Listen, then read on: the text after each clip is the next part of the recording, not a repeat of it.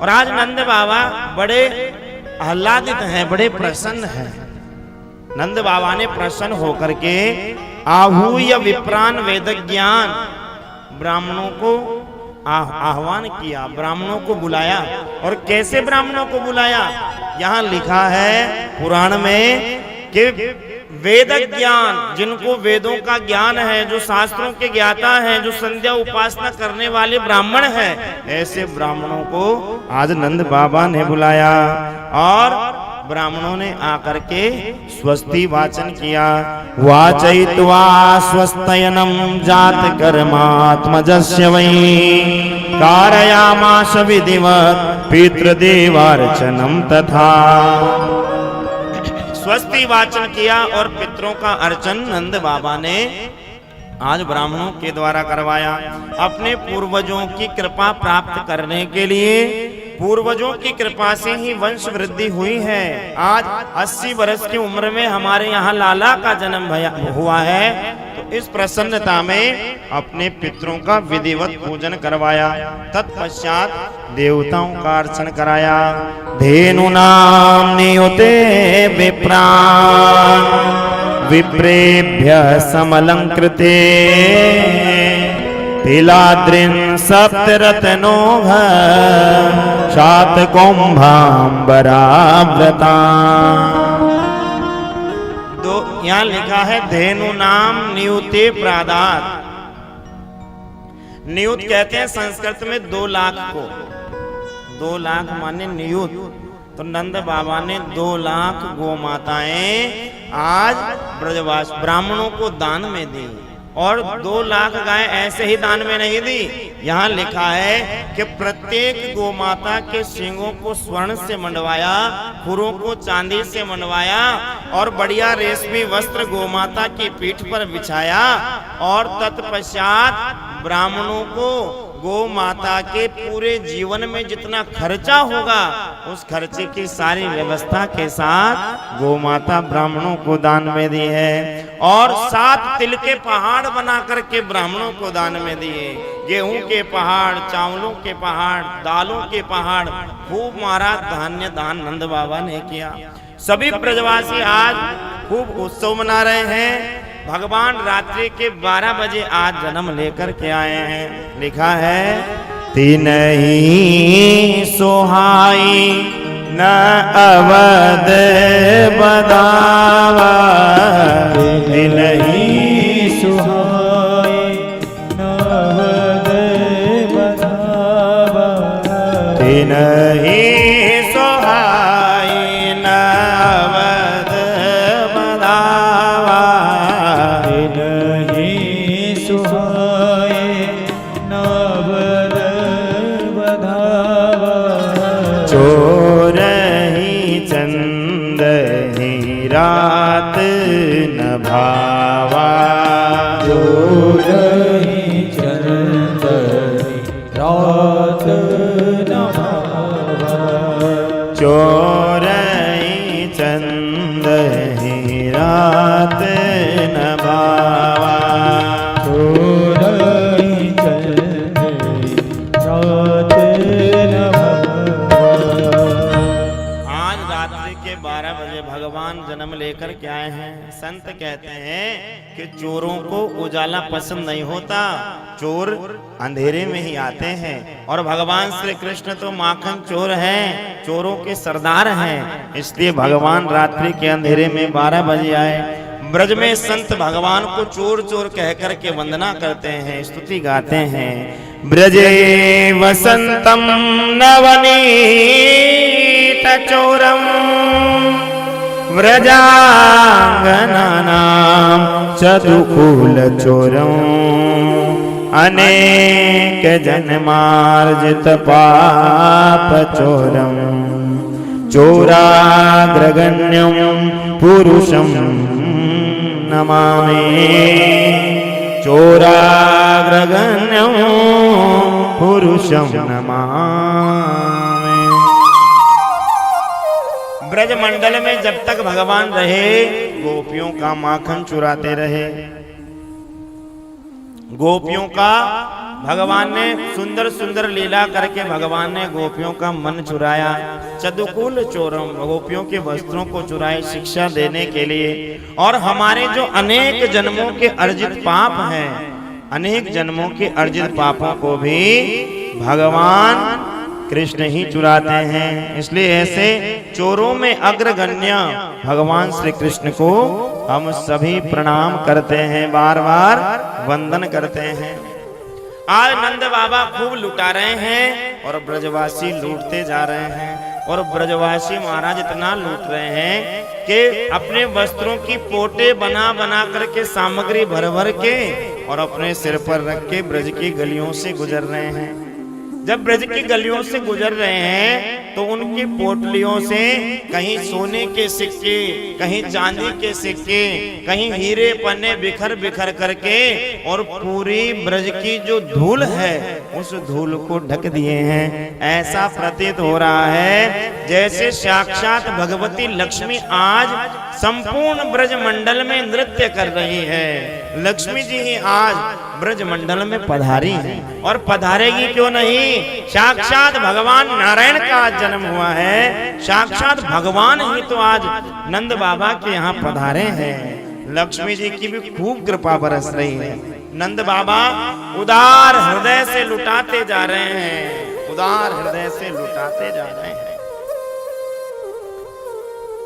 नंद बाबा के यहाँ गौशाला में एक काम करने वाला, गौ माता का गोबर उठाने वाला धाणिक्या जाति का व्यक्ति, वह धाणिक्या नंद बाबा के बारे में जब पता लगा कि आज नंद के यहाँ लाला भयो है 80 बरस की उम्र में, धाणिक्य जाति के जो लोग होते हैं उनका कार्य रहता है कि जब उनकी यजमानों के यहाँ बालक हो तो उन्हें बधाई मिलती है और उसके बदले में वो बालक को खूब आशीर्वाद प्रदान करते हैं।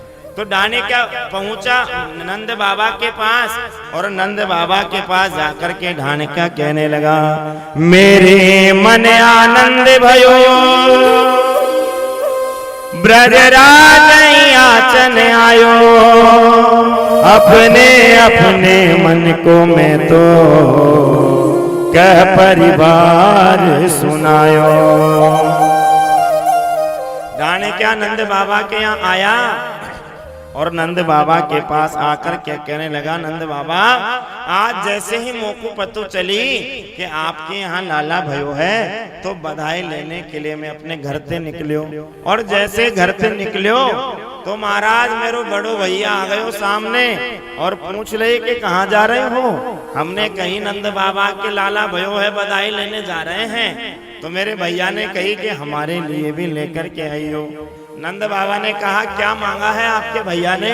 तो धाणिक्या कह रहा है, तेरो तात कहे समुझाय राय सुजाय आशीषा दीजे, 200 भैंस दूध मण मण की मेरे काजे लीजे।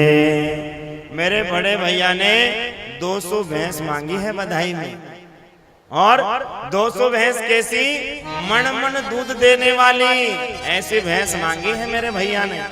तो नंद बाबा ने कहा रे भैया भैंस क्यों मांगी है, आते अच्छी तो गैया मांग तो, क्योंकि गैया को दूध पी करके बालकन में फुर्ती आ जाए, बालक बुद्धिमान है जाए, और भैंस को दूध पीकर तो बुद्धि जड़ है जाए। जैसे भैंस का पड्डा होता है ना, आप देखना भैंस का दूध पिलाने के लिए भी जब महिलाएं दूध निकालने के लिए पाडे को खोलती हैं तो खींच करके जबरदस्ती ले जाती है, चल पीले दूध, दूध निकालना है।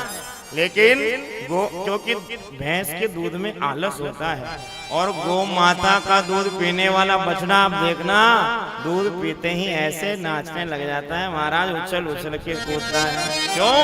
क्योंकि गौ माता के दूध में फुर्ती है। तो कहा कि गौ माता मांगता, लेकिन अब भैंस मांग ली तो कोई बात नहीं, हम भैंस ही देंगे। और बताओ और क्या चाहिए। तो धाणिक्या कहने लगा कि वहां के बाद मेरे छोटो भैया आ गयो और मेरे छोटे भैया ने भी बधाई मांगी है।